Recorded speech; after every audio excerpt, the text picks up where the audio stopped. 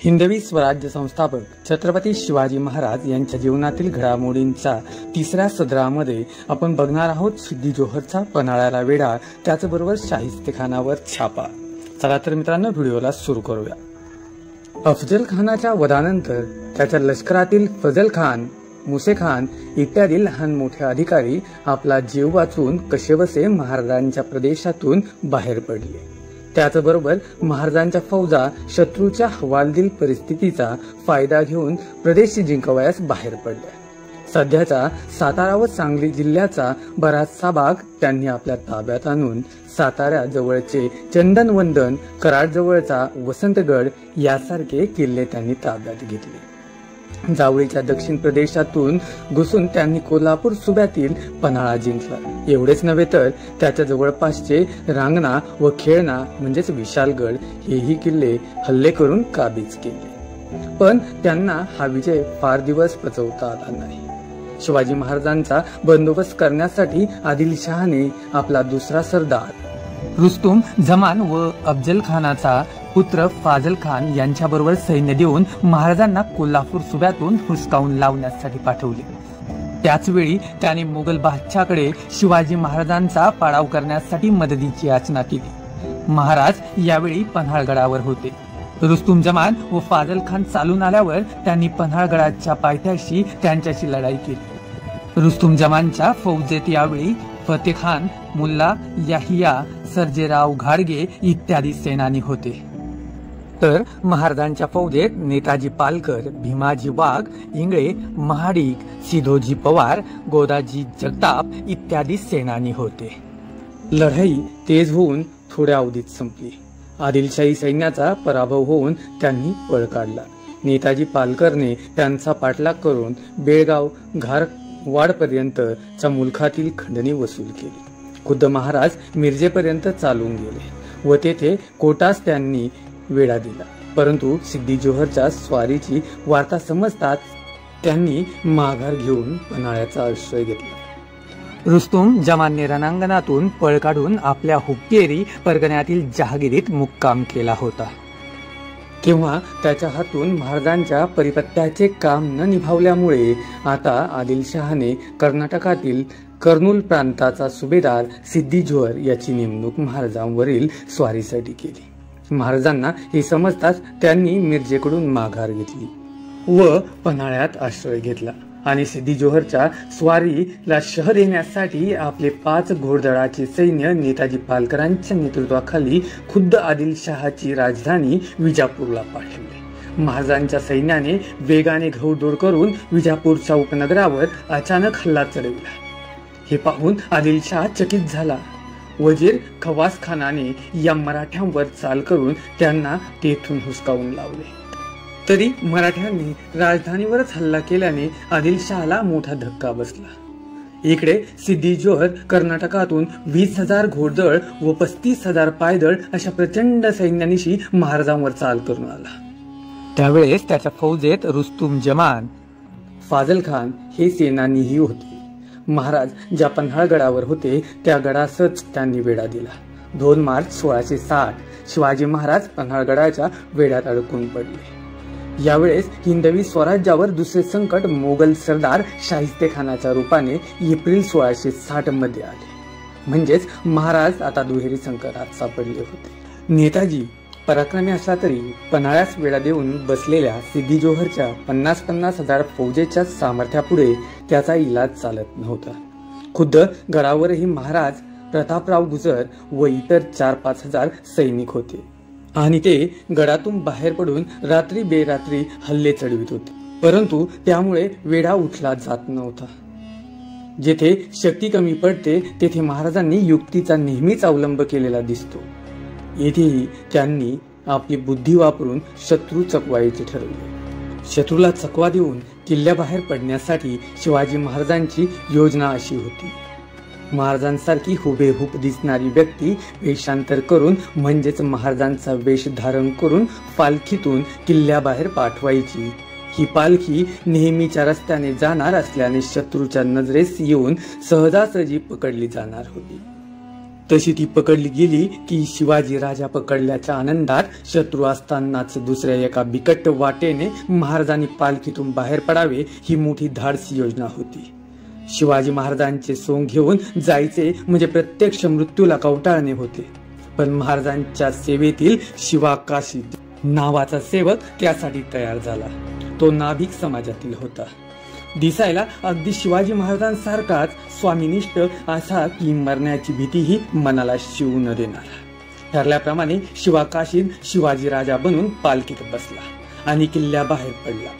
अपेक्षेप्रमाणे शत्रूच्या सैनिकांनी पालखी अडवून त्यास कैद केले आणि मोठ्या जल्लोषाने त्याला सिद्धी जोहरच्या छावणीत नेले. शिवाजी महाराज हाती लागल्याचे समजताच शत्रू हरखून गेला. हा आनंद साजरा करण्याचा गडबडीत शत्रू असतानाच इकडे शिवाजी महाराज दुसऱ्या पालखीत बसून बिकट वाटेने किल्ल्यातून बेमालूमपणे निसटले. 13 जुलै 1660. पण लवकरच जोहरच्या गोटातील चाणाक्ष लोकांना समजून चुकले की आपण पकडलेला शिवाजी राजा हा खरा नाही, त्याचा सोंग घेतलेला त्याचा सेवक आहे. शिवाजी महाराजांनी आपणास मूर्ख बनवले आहे हे जोहरला समजताच त्याने संतापून शिवाकाशीदला तात्काळ ठार करण्याचा हुकूम दिला. छातीत भाला खुपसून शिवाकाशीदला मृत्यूदंडाची शिक्षा दिली गेली. बहादर शिवाकाशीदने ती हसत हसत स्वीकारली. हिंदवी स्वराज्यासाठी केलेलं हे आत्मसमर्पण होतं.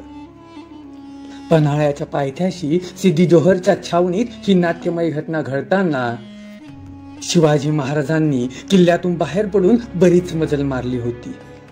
रात्रीचा अंधार, पाऊस आणि शत्रूचा बेसावधपणा यामुळे महाराज निसटल्याचे शत्रू सैनिकाच्या लक्षात आले नाही. महाराजांबरोबर 1000 मावळ्यांचे सैन्य होते. त्यात बाजीप्रभू देशपांडे व बांदल देशमुख प्रमुख होते. अर्थात हे सैन्य महाराज गडातून बाहेर पडल्यानंतर काही अंतरावर महाराजांना घेऊन मिळाले असणार हे उघड आहे. कारण 1000 सैनिकांना घेऊन महाराज बाहेर पडले असते तर त्यांचे पलायन शत्रूच्या सहज लक्षात आले असते. महाराज निष्ठून गेल्याचे बऱ्याच वेळानंतर शत्रू सैन्याला उमजले. तेव्हा एकच धांदल उडाली. सिद्धी जोहरने आपल्या सैन्यातील सिद्धी मुसूद व फाजल खान हे सेनानी तातडीने महाराजांचा पाठलाग करण्यास पाठवले. तोपर्यंत महाराजांनी बरेच संतर कापले होते. तरीही शत्रूने अत्यंत वेगाने घोडदौड करून तो महाराजांच्या पछाडी जवळ आला. यावेळी महाराज गजापूरच्या खिंडीत होते. या खिंडीतूनच शत्रू पाठलाग करीत येणार होता. महाराजांनी आपल्या जवळ असलेल्या बाजीप्रभू व मावळ्यास या खिंडीत उभे राहून शत्रूस थोपवण्याची कामगिरी सांगितली. मी किल्ल्यावर सुखरूप पोहोचल्याचा तोफा ऐकू येईपर्यंत शिकस्त करून शत्रूस पुढे येऊ न देता तिथेच अडवून धरा अशी त्यांनी आज्ञा केली. बाजीप्रभू आणि मावळे यांनी ही कामगिरी आनंदाने स्वीकारली व महाराजांना गडावर जाण्यास निरोप दिला. एवढ्यात शत्रूची फौज तेथे येऊन पोहोचली. खिंडीची वाट अरुंद असल्याने शत्रू मोठ्या संख्येने पुढे येऊ शकत नव्हता अथवा सर्व बाजूंनी घेरावही घालू शकत नव्हता. बाजीप्रभू व त्यांचे मावळे मोठ्या पराक्रमाने लढत होते व शत्रूस रोखून धरत होते. शत्रूचे हल्ल्यापाठीमागून हल्ले परतून लावत असताना बाजीप्रभूंचे मावळे सोबती रणांगणी ठार होत होते. इतक्यात खुद्द बाजीस तोफेचा गोळा लागला व तो खाली पडला. बाजीला समोर मृत्यू दिसत होता, परंतु तो मृत्यूस सामोरा जाणारा वीर होता. मृत्यूची त्याला भीती वाटत नव्हती. महाराज गडावर सुखरूप पोहोचले की नाही याचीच काळजी त्याला वाटत होती. मृत्यूपूर्वी महाराज सुखरूप पोहोचल्याचे समाधान त्यास हवे होते. बाजी पडला तरी मावळे लढतच होते. तोफांचा इशारा होईपर्यंत लढत राहा असे बाजी सांगत होता.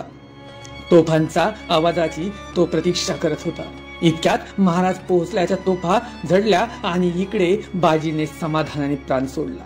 यानंतर मावळ्यांनी लढाई लगेच थांबवली आणि बाजी प्रभूंचे पार्थिव घेऊन ते गडावर पसार झाले. बाजीने व त्याच्या मावळ्यांनी तलवारीची शर्त करून शत्रूस थोपवून धरले व लाखांचा पोशिंदा आणि स्वराज्याचा निर्माता शिवाजी राजा सुखरूप राखला.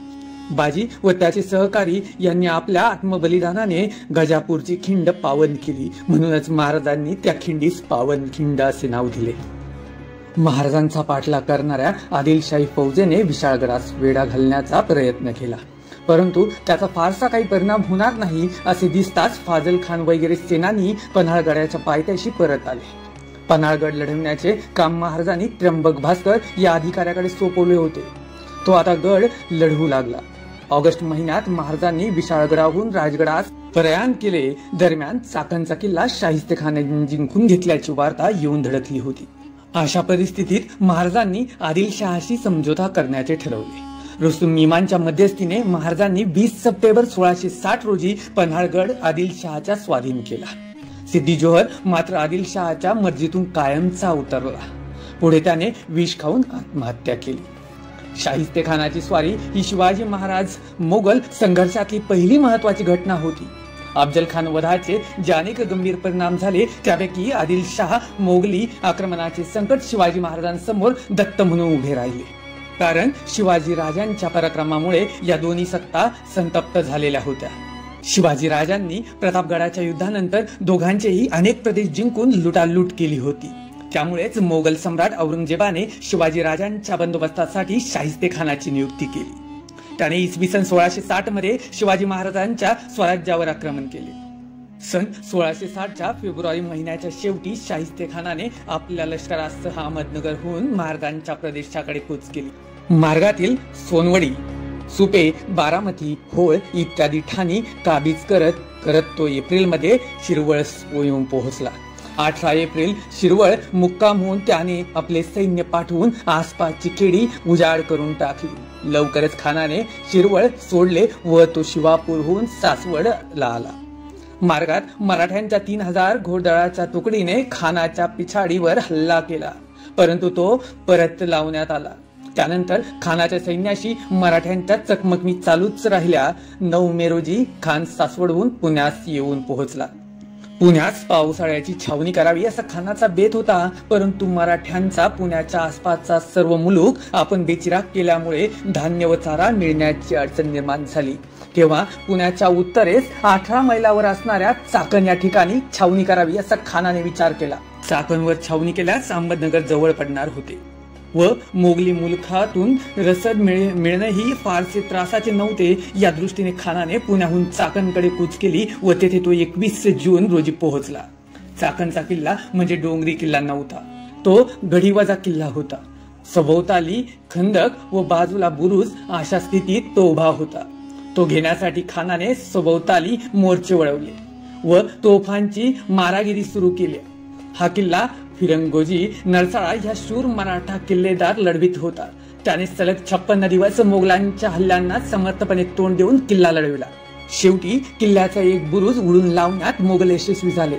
त्यानंतरही मराठ्यांनी प्रखर प्रतिकार केला व शेवटी नाईलाज होऊन खानाच्या हाती किल्ला देऊन टाकला. 15 ऑगस्ट 1660 एका लहानशा गडीने शाहिस्तेखानास 2 महिने दमवले. त्याचे 268 सैनिक गारत झाले व 300 जबर जखमी झाले. फिरंगोजीने अप्रतिम पराक्रम केला. चाकणच्या लहानशा गडीसाठी इतकी किंमत मोजावी लागली तर पुरंदर सिंहगड यासारखे दुर्गम किल्ल्यांसाठी किती किंमत मोजावी लागेल याची त्याला चिंता पडली आणि त्याच चिंतेत तो पुण्यात परतला व तिथून पुढे त्याच पुण्यात त्याने 3 वर्ष मुक्काम केला. मे 1660 मध्ये उत्तर कोकणातील प्रदेश ताब्यात घेण्यासाठी शाहिस्तेखानाने लोधी खान, सलाबत दख्खनी इत्यादी अधिकारी पाठवले होते. त्यांच्या हातून म्हणावी तशी कामगिरी झाली नाही, म्हणून आता जानेवारी 1661 मध्ये शाहिस्तेखानाने कारतलब खान नावाच्या पराक्रमी सरदारास उत्तर कोकण काबीज करण्यास पाठवले. त्याच्या सोबत अनेक राजपूत सरदारही त्याने धाडले होते. माहूरच्या जागीरदाराची बायको रायबागीन ही या स्वारीत होती. पुण्याहून कारतलब खान निघाला आणि तो लोहगडाच्या मार्गाने आंबेनळीच्या मार्गाने आपल्या लष्करासह कोकणात उतरू लागला. महाराजांना कारतलब खानाच्या हालचालींची बातमी होतीच. त्यांनी स्वतः जलद हालचाली करून कारतलब खानास उंबरी खिंडी या ठिकाणी जवळ गाठले व त्याच्यावर सर्व बाजूंनी हल्ला चढविला. अवघड घाट, डोंगर झाडी व तशात शत्रूचा हल्ला यांनी मोगल सैन्य बेजार झाले.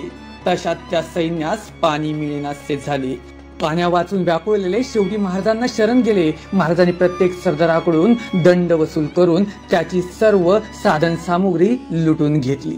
या मोहिमेत मोगलांचे असंख्य सैनिक मारले गेले. निराश होऊन कारतलब खानाने माघार घेतली. 3 फेब्रुवारी 1661 आता यावेळेत शाहिस्ता खान पुण्यात महाराजांच्या लाल महालात मुक्काम ठोकून होता. अधूनमधून महाराजांच्या ताब्यात असणाऱ्या प्रदेशावर लष्करी तुकड्या पाठवून खेडी व परगणे जाळत होता, लुटत होता. उत्तर कोकणात त्याच्या सैन्याने महाराजांची कल्याण भिवंडी ही ठाणी जिंकून घेतली होती. महाराजांनी ही ठाणी परत जिंकून घेण्याचा प्रयत्न केला, पण ते जमले नाही. इकडे देशावर जेथे शक्य होईल तेथे आपल्या सामर्थ्यानिशी महाराजांचे सैन्य शाहिस्ते खानाच्या लष्करावर जागोजागी हल्ले चढवित होते, पण त्याचा फारसा परिणाम होत नव्हता. अशा परिस्थितीत कोंडी फोडण्यासाठी महाराजांनी अजब युक्ती अंमलात आणली. ती म्हणजे खुद्द शाहिस्ता खानावर छापा घालण्याची. या योजनेनुसार लाल महाल चिरून रात्रीच्या वेळेस शाहिस्ता खानावर हल्ला चढवायचा आणि त्याला ठार करून मोगली सैन्यात गोंधळ उडवून द्यायचा. यावरून शिवाजी महाराजांची योजकता, कल्पकता, चपळाई, तडफ तसेच त्यांच्या सहकाऱ्यांची हुशारी, शौर्य आणि धाडस दिसून येते. राजमाता जिजाबाईंचा आशीर्वाद घेऊन शिवाजीराजे राजगडावरून 1000 निवडक सैन्यांसह पुण्याकडे निघाले. मार्गामध्ये कात्रज घाटात 600 सैन्य ठेवून निवडक 400 सैन्यासह पुण्यामध्ये प्रवेश केला. 5 एप्रिल 1663 रोजी रात्री पुण्यात प्रवेश केल्यावर मध्यरात्री लाल महालात चोरवाटेने 200 मावळ्यांसह शिवाजीराजे थेट खानाच्या शयनगृहापर्यंत पोहोचले. बायका मुलांच्या आरडाओरडामुळे खान जागा झाला. त्याने तलवार हाती घेईपर्यंत शिवाजी महाराजांनी त्याच्यावर हल्ला केला आणि त्याची बोटे तोडली.